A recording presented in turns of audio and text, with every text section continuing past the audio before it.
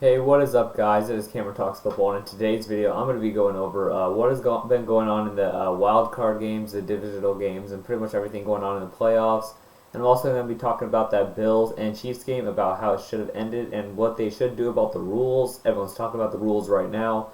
But before I do get into the video, I'd like to thank everyone that has subscribed. We are at 424 subscribers, almost at 430. I believe we can get to that by the end of this week. That would be a great thing for me to have. And I would like to thank the support of all you guys that have been watching and all the new people that have been watching. But to start off, the wild card games. The wild card games were really not that interesting. They were really that good of scores. We had the Bengals and Raiders. That was an okay game. It just wasn't that good of a game just because of the Raiders, how many penalties they had on their holding. Every time they would have a big play, it would get taken away by a holding call. Like Josh Jacobs would have like a 20-yard run, and then you see a flag, and you'd expect it to be on the Raiders, and it'd be another holding call by their offensive line. But yeah, that's really the only reason that game wasn't good. And then the Bills and the Patriots. The Bills just absolutely killed the Patriots. They were dominating them offensively, defensively, special teams. And really, the only two people that showed up to play for the Patriots was Mac Jones and Kendrick Bourne. The whole defense of the Patriots was playing like a JV squad defense. They weren't able to cover anyone. J.C. Jackson wasn't really playing that good. The best player on the defense that day was Devin McCourty, and he's 34 years old. A 34-year-old safety was having to make all the plays for the Patriots. That is not something you want to see if you are the Patriots. We had our second-string corners getting burned, so we had to bring in people that we had elevated from the practice squad earlier that week to make them play, and they were getting badly cooked out there too. And then we have the Buccaneers and the Eagles. The Buccaneers were just outplaying the Eagles the whole time. I understand the final score was 15-31 Buccaneers, but the Eagles really did not have a chance this whole time. They were getting outplayed. I think in the first quarter, the Buccaneers almost had the same score as the Eagles did in total yards. And that was like 14 yards they had in one quarter, and that is not how you want to win games, especially against Tom Brady. That's not how you're going to win games. And then again, the 49ers and Cowboys, pretty much that whole game was pretty good. I just think that the Cowboys fans need to understand with that last play, the ref needs to spot the ball.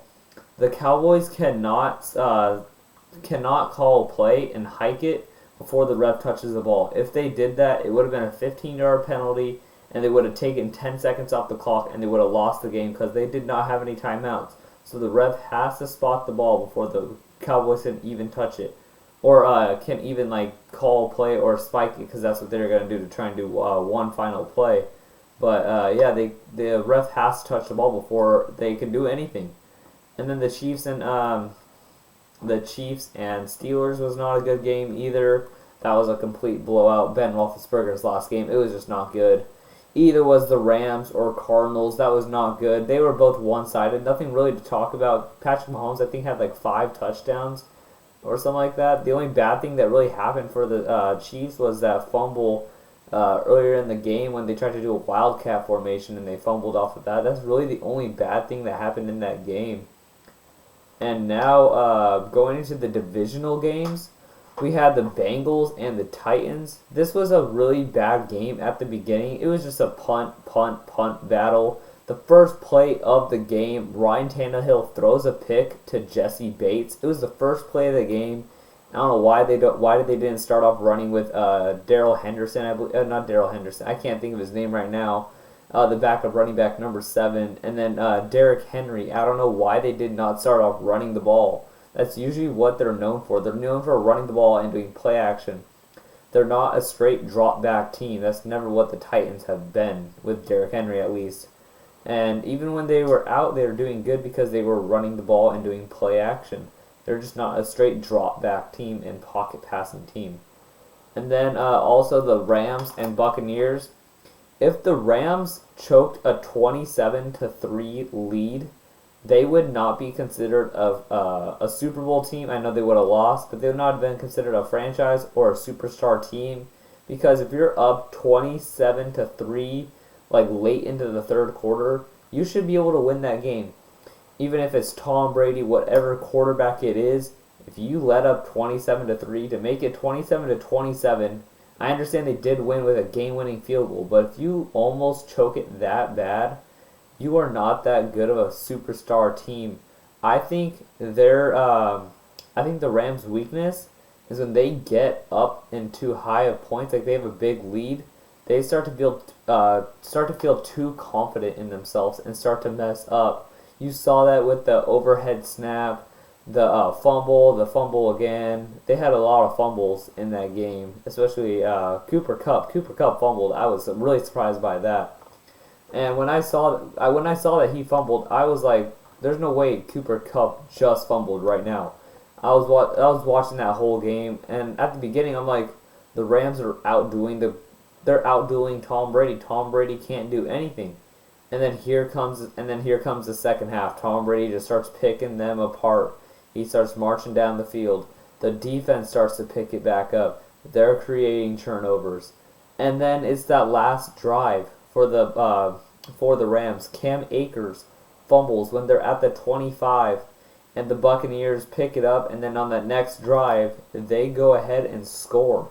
That was like the most intense game. I was watching it with some friends, and that was the most intense game, honestly, of the week. I would say the Chiefs game is the most intense, but this one was like the most back and forth, just like the Bills one. But this one was like, I would say it's the most like back and forth, just because of how it was all Rams and then it was all Bucks, and then the Rams came back and won, got that final field goal. That's why I'm saying it's all Rams. And then the Buccaneers almost won. 40 seconds left, and the Rams go down into field goal range because of that big catch by Cooper Kupp, and they win the game and knock out Tom Brady in the playoffs. And then this is the game that I wanted to talk about with the overtime rules. The Chiefs and the Bills, they were both playing good this entire game, a high-scoring game. This is what everyone expected out of these two teams, was for it to be a really high-scoring game, and that's pretty much what it was. It was a high-scoring game. Everyone was really excited to watch this game. No one was like thinking, "Oh, this is gonna be one-sided," or "This is gonna be a blowout." Everyone was excited to see if Josh Allen and the Bills would finally get redemption and revenge against the Chiefs for beating them last year in the AFC Championship game to go to the Super Bowl. But now the Bills, we saw what they could do. I think it's just their defense needs to be able to hold up their end, because Josh Allen did everything he could. He had 9 touchdowns and 0 interceptions in this playoff run, and that's pretty good. And I'm pretty sure 4 of them came from today, and the other 5 came against the Patriots. But the reason I want to talk about this game is because of the overtime rules. I believe that in overtime, both teams should have a chance. I believe if the team that gets the ball first scores, I think it should start from the 30-yard line of each side. I understand college starts from the 20, but since it's NFL, I think they should push it back more so that they could have more room to do more stuff. So that's why I think they should start from the 30. Both teams keep going at it. They both get one chance, and if the team that scores, they don't get it, and the team kicks it. They would have to score a touchdown, I believe. Yeah, they would have to score a touchdown to go ahead, but I think they should change it. Hopefully they do next year, unless they find a way to change overtime rules in the NFL. But yeah, this has been some pretty interesting playoff games. I pretty much just wanted to give my take on the NFL playoffs so far. Honestly, I would honestly like to see a Bengals and Rams Super Bowl. That would be a pretty cool Super Bowl to watch. 2 really high-powered offenses, and then a really good defense against a really mid defense, because the Bengals defense can play good and then plays also bad. So those are what I was talking about in the playoffs, and I hope you guys like what I was talking about, and until then, I will see you guys later. Peace out.